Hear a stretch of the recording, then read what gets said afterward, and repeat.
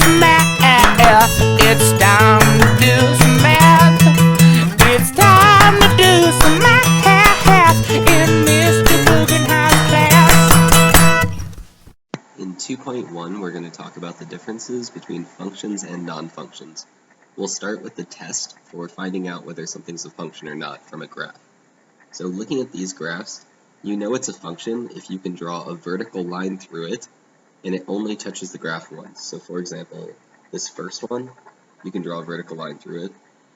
No matter where you put it, it's only going to touch the graph one time. So this counts, it's a function.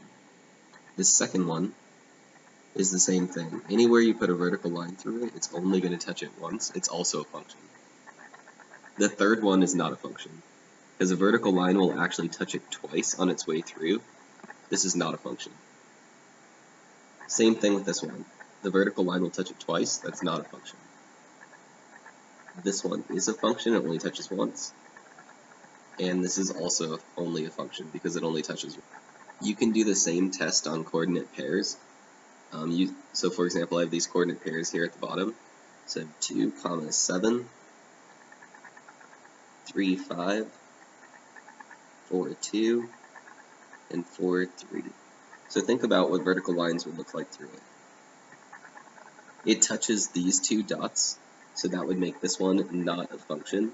Another way to think about it is the x value shows up twice, that 4 shows up twice, which causes this to not be a function. This second example has the y values repeat themselves, so let's graph it. 1, 6, 2, 6, 3, 6, and 7, 6. Notice that it doesn't matter if the y values repeat themselves, because a vertical line will only touch the points one time. So this one is a function, whereas this one's not.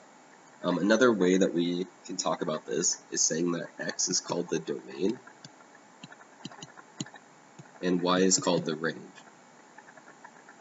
So if the x values, if the domain repeats itself, then it's not a function. It's okay if the range repeats itself, but if the domain or any of the x values repeat themselves on a single graph, it's not a function. The last thing I'd like to introduce you to in this video is writing an equation in function form. So for example, we have this equation, f of x is equal to x squared minus x plus 6. And another way to think about this is f stands for the value of the function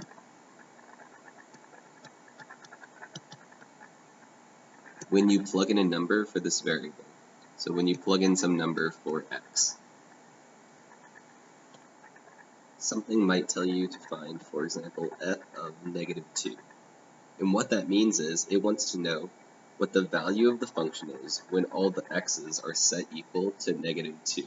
So we plug it in like this. The value of the function when x's are negative 2, then we actually plug in negative 2 for all the x's, and we would evaluate. So negative 2 squared is 4, plus 2 plus 6, which would give us 12. So the value of the function when the variable, or x, is set to negative 2 is equal to 12. They don't need to use x's though, that's just the normal thing that they do, but they don't have to. They could say, what's the value of the function when all the smiley faces are equal to a certain number? So we could put f of smiley face is equal to smiley face squared, and that would be a legitimate function to write. And it might say, find f of 10. Well, we'd plug in 10 for all the smiley faces. We'd have 10 squared. The value of the function when all the smiley faces are set equal to 10 is 100.